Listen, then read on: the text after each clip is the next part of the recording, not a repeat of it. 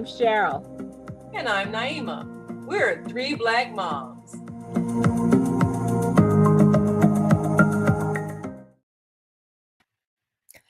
I'm going to start this show with a disclaimer. My sisters and I all have college degrees. Our children, I believe, all have college degrees.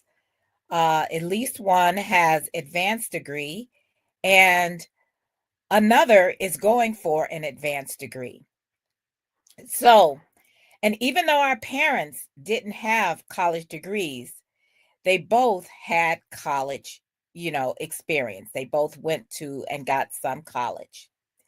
So I'm saying this not as a college elitist, but as someone who has looked and talked to other people who maybe had some college but didn't finish or had no interest in going to college.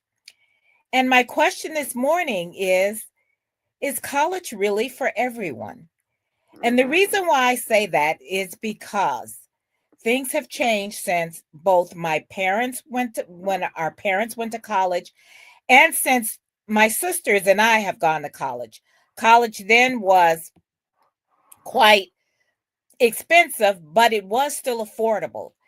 And people who are baby boomers like us all have thoughts of saying, well, I could pay for my college by my summer job. Now children, and they still are children even at 17, 18 years old, are going into six-figure debt to go to college, and sometimes they don't even finish, but that debt is still there. This Generation Z, that is in college now, and Generation Alpha, that is coming up next behind them, are worried that they won't be able to buy a house, that they won't be able to have children, that they won't be able to do a lot of things that we could do with our college degree because they will be saddled with so much debt. So, sisters, knowing all of this, can we talk about whether or not college is really for everybody and if there are alternative ways of making money? I would like to say that it is important to be willing to send your children to college, but also be willing to do the work that it might take to keep yourself from going out of debt. I know that all of my children had scholarship money, but my oldest, when she went for her master's, she actually did take out a loan.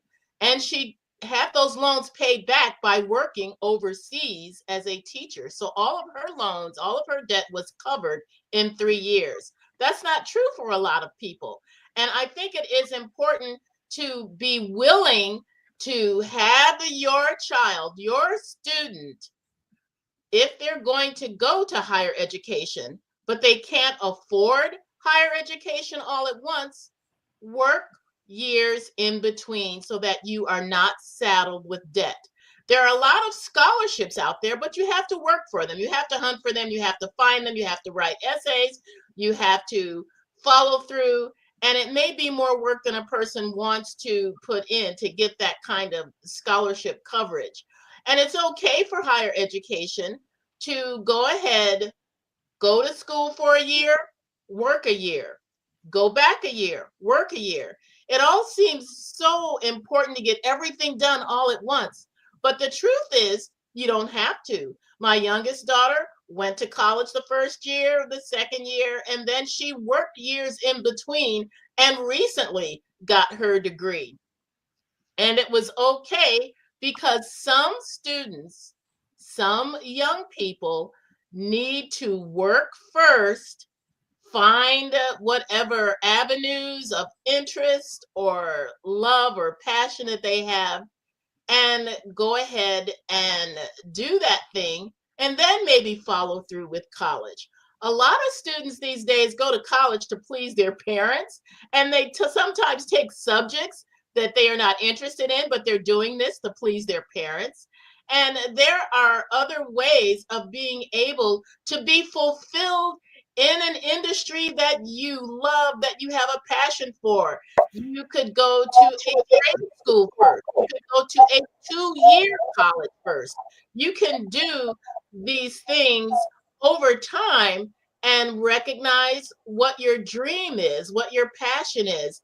But you don't necessarily have to go to college right off, or go to college and be there for 5 or 6 or 8 years, depending on what your major is going to be. I know of some very intelligent, well-educated people who did not go to college. Some did not even finish high school. Now, granted, they're older, but they're successful and they love what they're doing.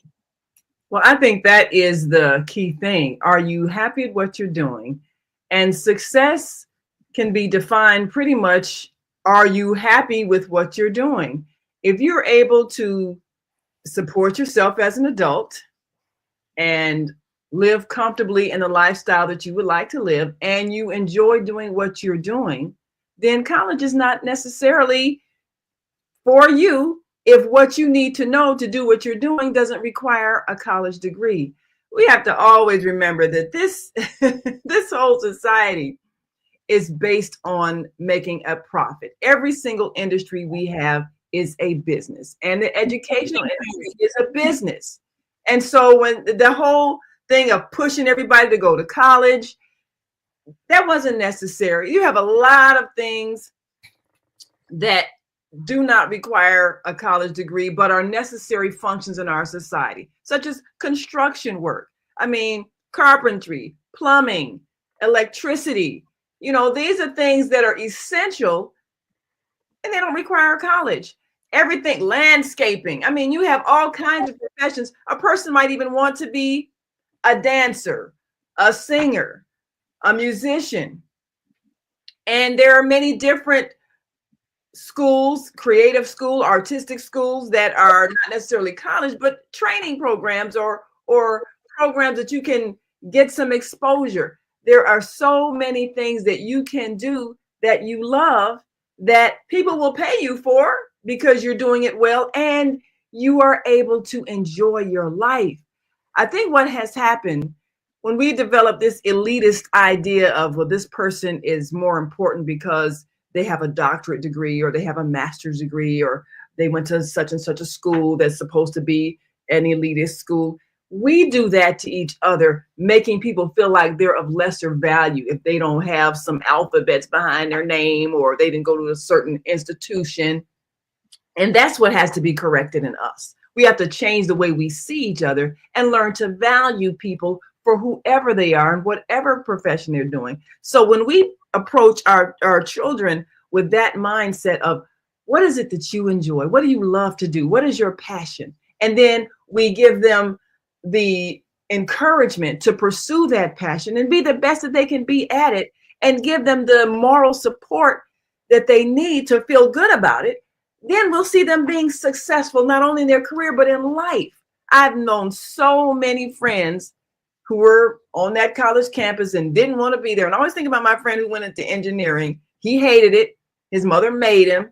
He got out, got a job in engineering. He hated it. And, a couple of years later, after we graduated, we were talking on the phone, and he was talking about how much he hated his life because he hated what he had to get up and do every day. It didn't matter how much money he was making. He hated it. And when you hate your life, how is that success?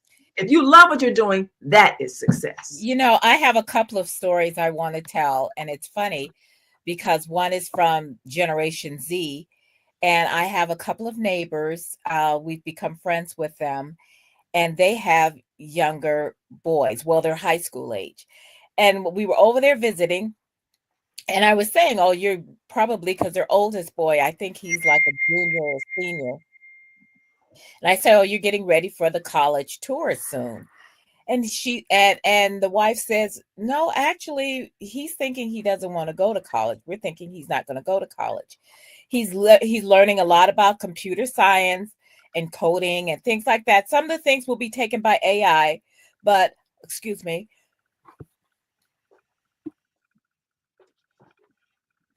Sorry, I had a cough. Um, and so and he's learning in high school. So he's thinking he's going to get out in high and after high school and get a job right away in what he loves. The other comes from my tap teacher. Now she's in her early 70s.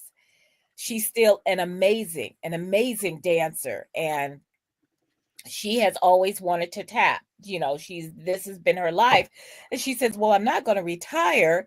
You know, I don't really have the retirement funds." She said, "I did." And we were having this conversation yesterday, and she was saying, well, you know, I did have some college and I studied the humanities, but that's not what I wanted to do." She has a great life. She has a great life. She's in great shape. She has people who her students are younger than her by decades. She has students who are older than her by at least a decade. So this is something that she has chosen to do for her life. At some point, if she gets injured or she just decides, okay, I'll have enough, you know, she may explore, you know, what her savings look like.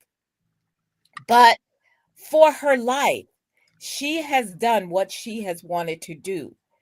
And I'm going to say one more story, because when I first moved here to my house, the first person who knocked on my door lived across the street. He had been the nephew of the previous owners. He is a plumber. And so I always tell people my plumber came with my house. So when I need something, now Joey's in his 70s now, but when I need something, I can pick up my phone and my plumber will show up in a matter of minutes. He didn't go to college, but let me tell you something. He's made enough money to where he and his wife go on a vacation every year. He's doing fine. And he is the testament to the fact that college, one, probably isn't for everyone. And you can make a pretty good living just doing other work. College is great for the social learning too. And that's good. But even going to a trade school, we have to start thinking of alternative careers that aren't going to bankrupt our kids before they even get out of school. Hmm. You Yeah. know, even Oprah's parents were on her about getting a degree, and she's like, "Mom, I'm a national, international host of a ongoing television program. I have my own magazine. I do this, I'm giving money to children's schools in Africa." And, she's like a multimillionaire. And what do I need to go back to college for? That's the thing that you have to look at. The programming of that generation. This is what you do. You go to college, you get a degree, you get a good job. But if you have established a business where you are successful, why would you do all of that? You're not looking to get hired by somebody. You're the one who's already got the company that's hiring other people. You've done what you intend to do in life. So it's a mindset of what is success? Success is achieving the goal that you set for yourself of what you want to be. And a lot of things do not require a college degree. So if you love doing something and there's some kind of extra training that you can get and you can master that thing that you're doing and people pay you to do it and you love doing it, that's a successful life. And a lot of people that we know have not gone to college, but they are good at what they do. And like, sure, you mentioned, your plumber, the plumber who handles the house here. He was telling me his story about how it was actually a neighbor that was in plumbing that kind of took him under his wing. Same with Joey. Yep. And train him. And so now he's a master plumber. I mean, he's doing all of these things and, he's successful, very successful. Oh, incredibly. Let me tell you an amazing success story about a man that I have known for years. Okay, he's 94 now, so he's like mama's age.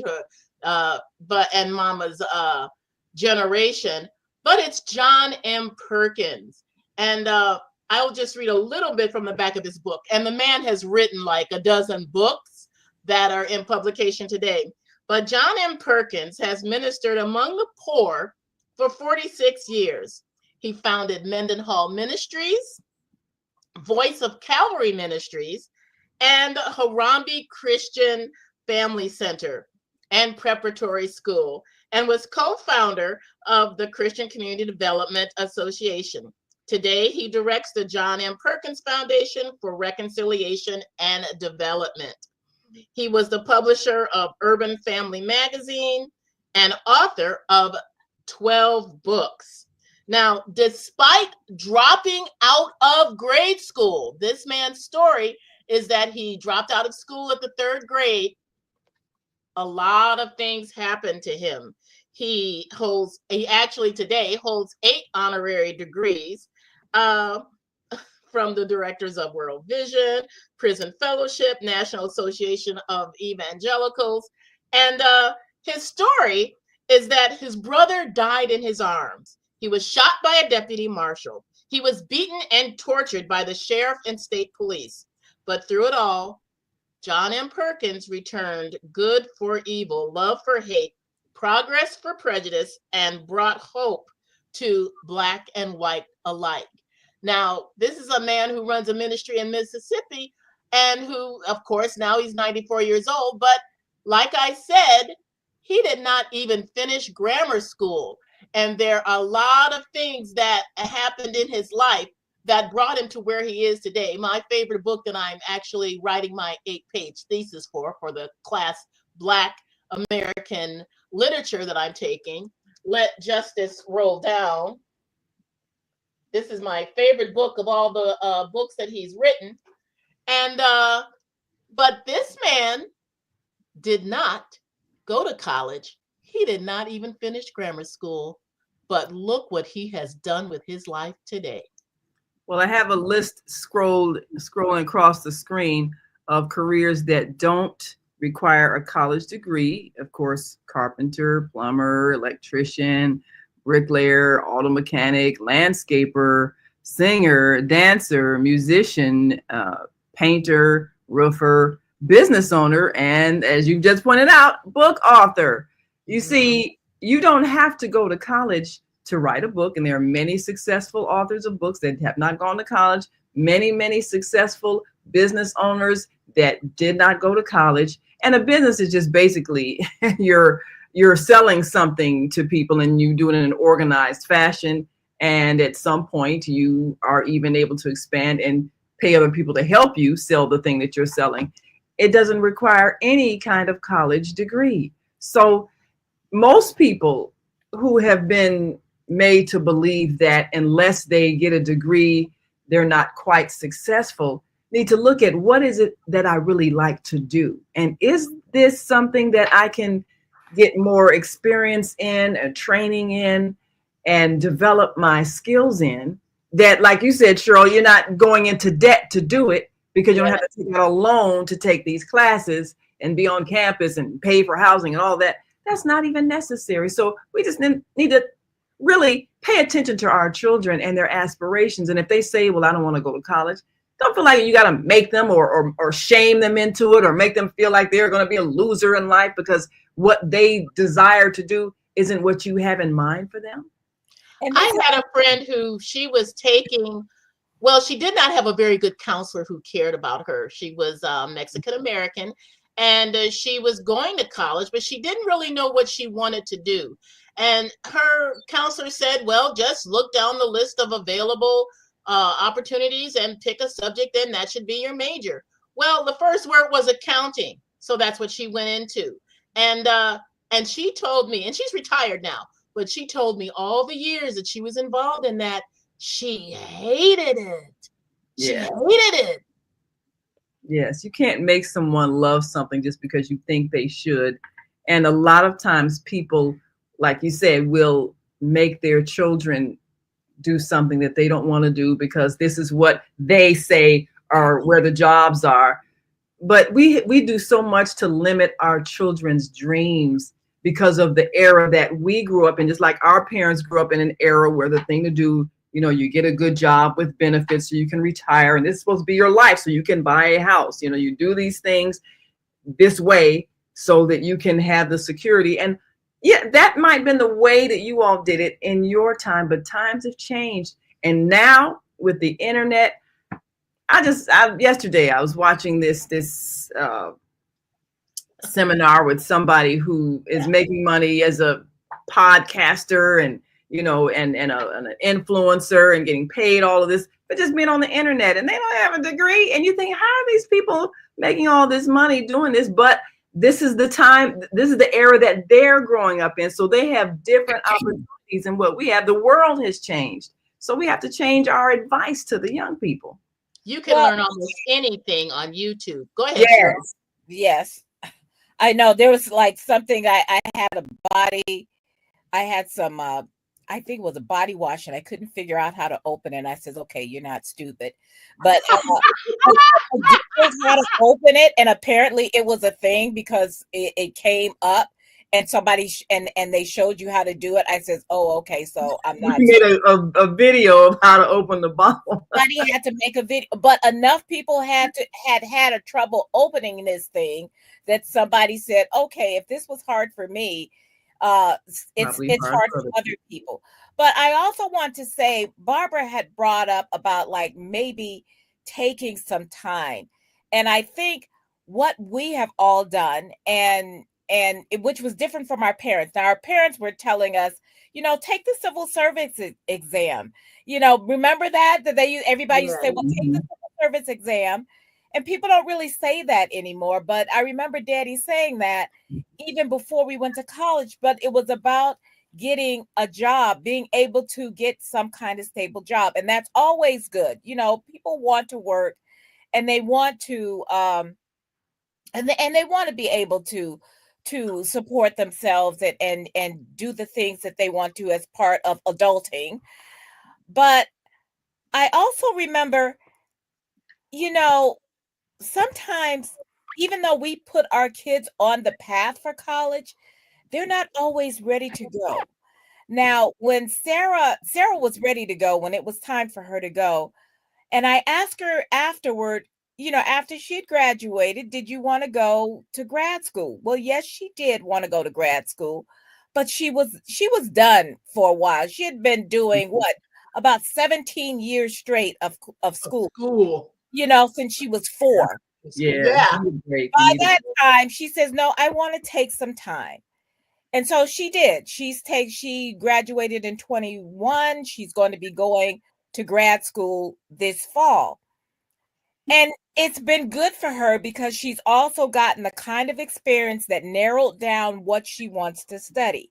And this is the thing, is that we're pushing 17, 18-year-olds to go to college, know what they want to do for the rest of their lives, and then go into debt to do that. Now, sometimes it works.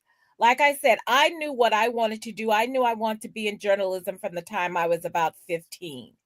So that was easy. And I was surprised later on in my life that people were saying, you knew what you wanted to do? I had no idea. And they were going to college where they were still going into the junior year and not declaring to figure it out. They hadn't figured it out. And now when I talk to kids, and I talk to college students because I teach in a college, and I tell them, don't look for your dream job, look for your first job. Right. And understand that what you want to do at 18, 19, even 25 may not want to be what you want to do at 35. We can keep changing. And even if you went to college for something, that doesn't mean you have to do that for the rest of your life. You're not locked in. You're not locked in. We always felt like, you start with a company, you stay there, they give you a pension and a gold watch at the end. People move around, and companies don't want you to do that anyway. So not anymore. Limit yourself. Yeah, that has changed. All kinds of ways. We didn't even put in beautician. I know that there are, schools for that. Yeah. But also higher learning. Now, in the coming weeks, we hope to get some people on that have chosen other ways of advancing learning. And one other thing, remember the show or the movie, The Days of Wine and Roses? I was thinking about that the Yes. other day. Yeah. And her father gave her a set of encyclopedia and told her, if you read every single one, that's the equivalent of a college degree. Mm. We don't really have encyclopedias anymore, but Yeah. there are other ways of learning. If you go to your library and you read everything you can get your hands on, you are getting the knowledge that college may give you, and you are still honing your critical learning, your critical Skills. thinking skills. You're learning a lot, but don't limit yourself and don't lock yourself in. If you're not sure, it's okay not to be sure. Who of us, other than somebody like me who was 40 when I was born, know exactly what to do? And Born even gold. then, I ended up doing things that I hadn't dreamed of. I had no idea that I could, in my career, I would be teaching college. I would be teaching. That wasn't on my life plan.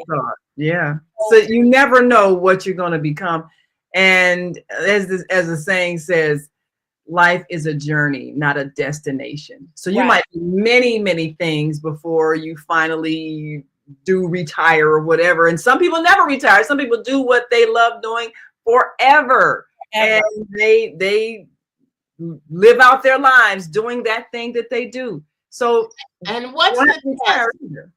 I was going to say that a job that you love that you would do for free because you love it so much and getting paid is the icing on the cake. That's it. That's success. Well, it is time for us to go, and we want you to think about what you love and what you would, like you say, what you would be willing to do for free. You love it so much.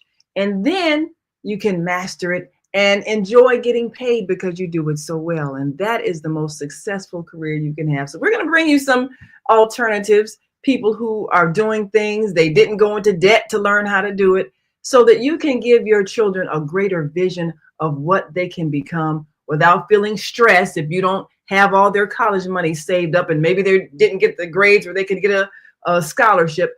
Well, that's okay. Just let them be who they are and let them enjoy life and let them master the field that they would like to be masters of and enjoy doing it and be successful at it and feel good about it and encourage them to follow it. And a gap year is also an alternative. It's okay. It's okay. Well, until next time, we want you to remember to like and subscribe to our YouTube channel, 3 Black Moms, and our Facebook page, 3 Black Moms, and feel free to leave your comments. Have you talked to your children about their true aspirations? And tell us some of the things that they said they'd like to do. We'd like to help them make that choice. So until next time, I'm Naima. I'm Cheryl. I'm Barbara. We are 3 Black Moms. And we will see you next time on 3 Black Moms. Enjoy the rest of your day.